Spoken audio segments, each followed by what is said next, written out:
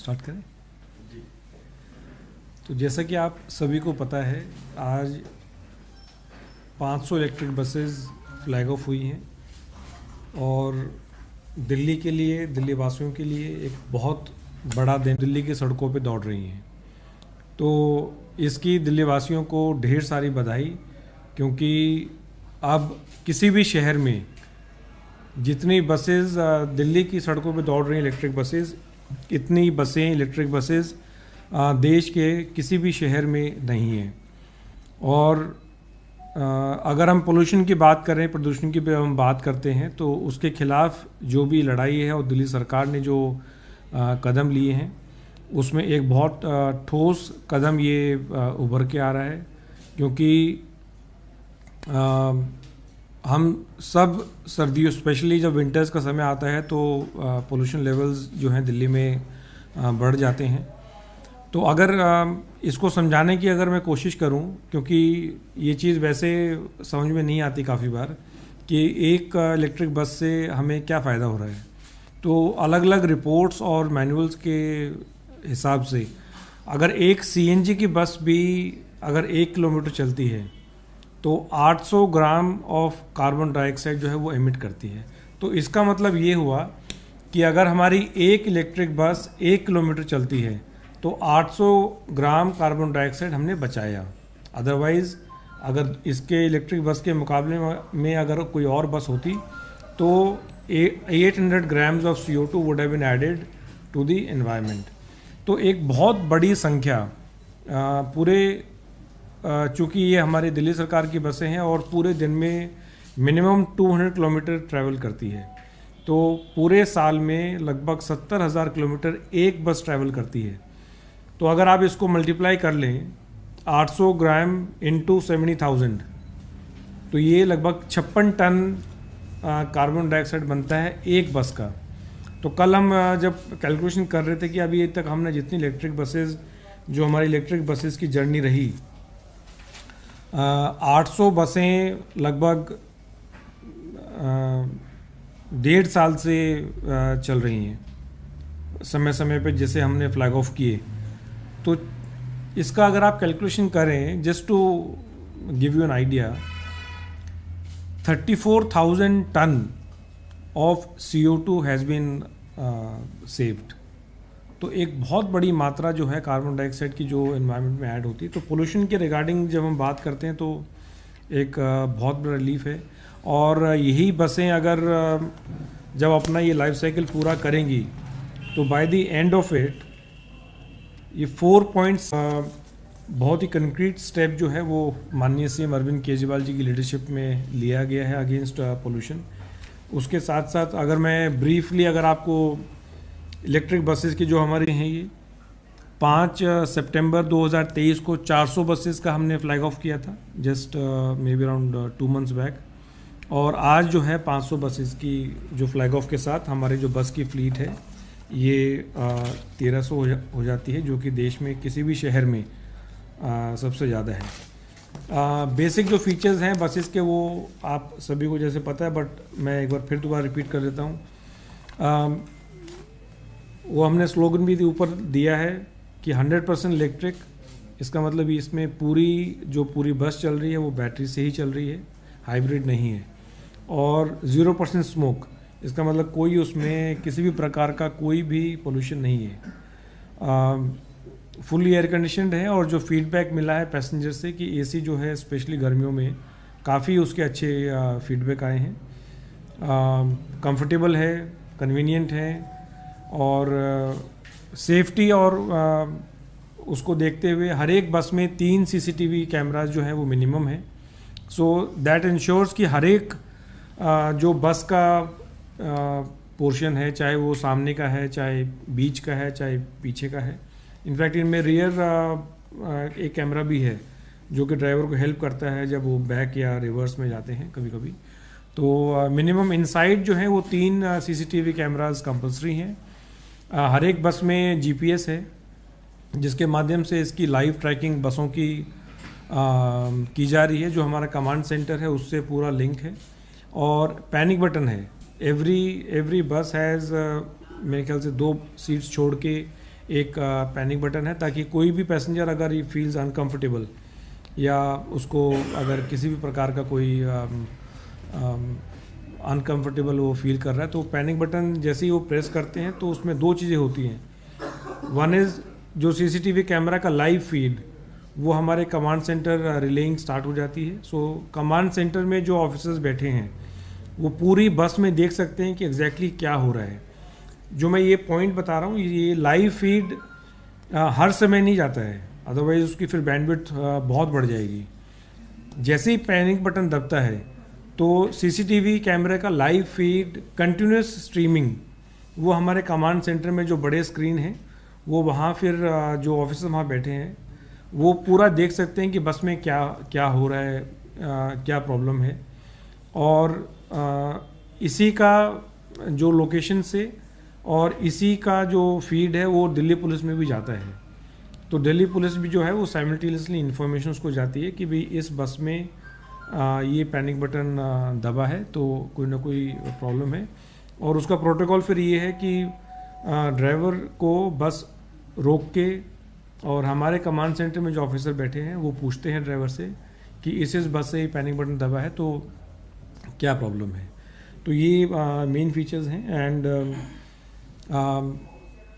2025 तक हमारा टारगेट है कि 80% जो फ्लीट है हमारी बसों की, उसको हम इलेक्ट्रिक बस में कन्वर्ट करें। तो हमने जो अभी तक जो टारगेट लिया है अपनी बसों का, वो हमने लिया है 10,480 कि 2025 के एंड या 26 की शुरुआत तक हमारा ये 10,480 का फिगर हमें अचीव करना है। तो उसका 80% जो है वो 8,000 नंबर बनता है। तो बाय एंड ऑफ 25 और अर्ली 26 वी इंटेंड कि हमारा जो इलेक्ट्रिक बसेस हैं दिल्ली में वो 8,000 तक पहुँचें। और एक बार जब हम ये 8,000 की फिगर तक पहुँचते हैं तो फिर देश में नहीं लेकिन दुनिया में we will be amongst the select cities places जहाँ पर highest number of electric buses चल रही हैं। आउट ऑफ दीज 8,000 बसेस, ये भी एक अच्छी और खुशी की बात है कि इसमें से 6,000 बसों के ऑलरेडी हम वर्क ऑर्डर्स प्लेस कर चुके हैं। तो इसकी रफली ऑन एन एवरेज हम हर महीने कुछ ना कुछ नई बसें, चाहे वो 50 है चाहे 100 है, will keep adding to the fleet.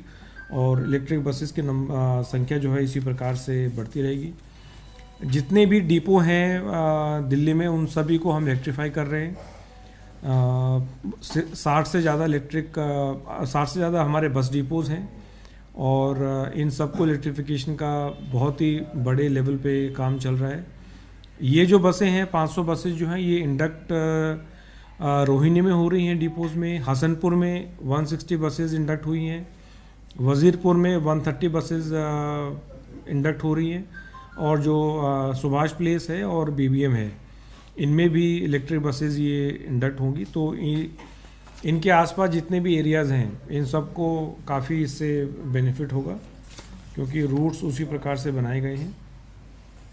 यही मेन चीज़ थी। अगर आपका कोई सवाल ये कि जो पुरानी बसें हैं उनकी हालत बिल्कुल जर्जर हो गई है, वो कहीं भी ब्रेक डाउन हो जाती है जिसकी वजह से लंबा ट्रैफिक जाम भी लगता है।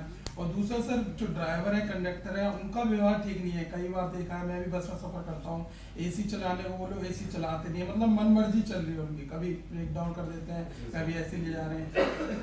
तो जो जितनी पुरानी बसें हैं ये अब तो बहुत कम समय बचा, मैक्सिमम बाय नेक्स्ट ईयर ये मेजॉरिटी ऑफ जितनी पुरानी बसें ये सारी रिटायर हो जाएंगी। कुछ 25 में बसें हैं, आई थिंक बाय एंड ऑफ 25 जितनी भी ये पुरानी बसें हैं ये सारी रिटायर हो जाएंगी। और लगातार इनको हम नई इलेक्ट्रिक बसेस से रिप्लेस कर रहे हैं जिनका ब्रेकडाउन भी कम है। जहाँ तक बात ड्राइवर और कंडक्टर्स की है, लगातार जितने भी ट्रांसपोर्ट डिपार्टमेंट के ऑफिसर्स हैं, डीटीसी के ऑफिसर्स हैं, इनको लगातार हम ड्राइवर्स को भी लगातार सेंसिटाइज करने के प्रोग्राम और अवेयरनेस जो है कैंपेन हम चला रहे हैं।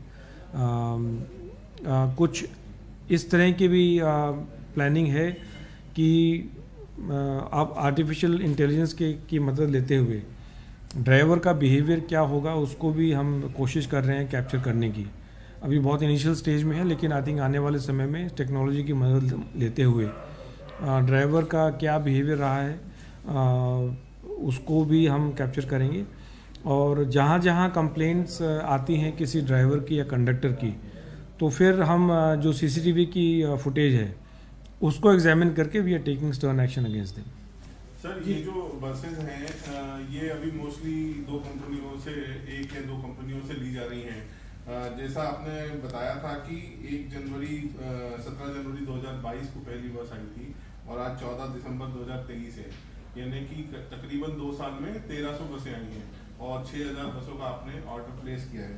तो 2025 तक जो आपका 8000 बसेस का टारगेट है ये पूरा हो सके, इसके लिए क्या आप कुछ मैन्युफैक्चरर्स को भी बोल रहे हैं कि वो तेजी से बसेस प्रोड्यूस करें या कोई नई कंपनियों से भी? देखिए, वो मैं आपका सवाल समझ गया। आप कहना चाह रहे हैं कि भाई इंडक्शन पॉसिबल नहीं होगा इतने कम समय में। हाँ, मतलब ये पूरा 17 जनवरी को जैसे मैंने कहा कि पहली बस फ्लैग ऑफ हुई, तो बेसिकली वो बड़ा इनिशियल स्टेज था। पहली बस में वो प्रोटोटाइप आता है, पहले वो ट्रायल पे रही कुछ दिन, फिर उसके बाद उन्होंने दूसरी बस देखी 2 महीने के बाद दी। तो प्रोडक्शन जो है उस टाइम बहुत इनिशियल स्टेज में था। एंड उसके बाद अगर आप देखेंगे तो लगातार मई के बाद जो है वो फिर स्पीड वो पकड़ ली है। और अगर 5 सितंबर से 14 दिसंबर का अगर आप देखें तो रफली मेरे ख्याल से 500 बसें हैं। ये एक कंपनी का है। जनवरी के बाद जो मल्टीपल और कंपनीज भी हैं उनका भी डिलीवरी जो है स्टार्ट हो जाएगा। दूसरा, इनिशियली गियरअप करने के लिए कंपनी को और प्रोडक्शन लाइन को टाइम लगता है। एक बार वो जब पूरा गियरअप हो जाता है तो फिर उसकी स्पीड बढ़ जाती है और डिलीवरी फास्ट हो जाती है। ये एक कंपनी का है। मेरे ख्याल से जनवरी से मल्टीपल अपार्ट फ्रॉम टाटा और जो कंपनीज हैं वो भी अपनी डिलीवरी स्टार्ट करेंगी। सर, इन बसेस को लेके बीजेपी बार बार कहती है कि ये FAME-2 योजना में आई है, सेंट्रल गवर्नमेंट का सपोर्ट है, लेकिन इलेक्ट्रिफिकेशन डिपो का सारा आप लोग कर रहे हैं, उसमें काफी पैसा सरकार खर्च कर रही है। क्यों? उसके बारे में अगर बता सकें कि डिपोज के इलेक्ट्रिफिकेशन पे आप कितना बजट खर्च कर रहे हैं? जो ये बसेज हैं, ये बसेज की लाइफ जो है सपोज 12 साल है, उस 12 साल की जो रनिंग की कॉस्ट है वो थाउजेंड्स ऑफ करोड़ में जा रही है। सेंटर से जो सब्सिडी मिली वो 45 लाख रुपए टोटल मिली एक बस पे। तो अगर आप उसको कंपेयर करें जो उसकी रनिंग कॉस्ट है वो तो कहीं नहीं है। अगर सपोज 2000 करोड़, सपोज मुझे 300 बसों का फिगर्स याद हैं, जब 300 बसें हमने फ्लैग ऑफ की थी, तो if I am not wrong the total जो उसकी प्रोजेक्ट कॉस्ट है, मतलब कितने साल ये बस चलेंगी, मेरे ख्याल से 1800 करोड़ थी। वो 1800 में से सिर्फ 200 करोड़ तो सब्सिडी कंपोनेंट है। तो उसको तो हम मान रहे हैं कि सेंटर ने जो है वो 45 लाख रुपए की सब्सिडी दी है और हम धन्यवाद देते हैं। सीएम साहब ने भी केंद्र सरकार को धन्यवाद दिया और सीएम साहब ने ये भी कहा कि दिल्ली वासियों को अगर बेटर फैसिलिटीज़ मिल रही हैं तो हमें उसमें खुशी है। अगर वो क्रेडिट लेना चाहते हैं वो बिल्कुल ले लें, हमें कोई आपत्ति नहीं। लेकिन आप अगर उसको कंपेयर करें तो वो कितना परसेंटेज आ रहा है, इज़ नेग्लिजिबल। सिमिलरली आप जब इलेक्ट्रिफिकेशन की बात करते हैं तो ऑलरेडी दिल्ली सरकार 1500 करोड़ जो है वो ऑलरेडी सिर्फ इलेक्ट्रिफिकेशन पे खर्च कर चुकी है और अभी भी इलेक्ट्रिफिकेशन हो रहा है। अभी भी कपल ऑफ 100 करोड़ जो है वो इलेक्ट्रिफिकेशन पे खर्च होने हैं। और कोई सवाल?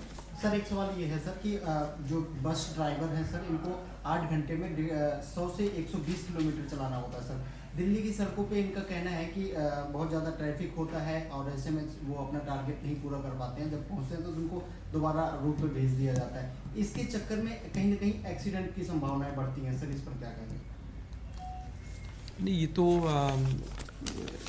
भाई आप खुद ही कह रहे हैं 200 किलोमीटर एक दिन में चलती है बस। 100 से 120 किलोमीटर ड्राइवर को 8 घंटे में। तो एक ही शिफ्ट में हुआ ना जी सर। 2 शिफ्ट में 200, एक शिफ्ट में 100, तो 8 घंटे में ये ऐसा सब रूट्स पे नहीं है। कहीं कहीं मैं मानता हूँ कि over a period of time traffic बढ़ा है या वहाँ कंजेशन पॉइंट्स हैं, तो उसको लगातार हम रिव्यू करते रहते हैं।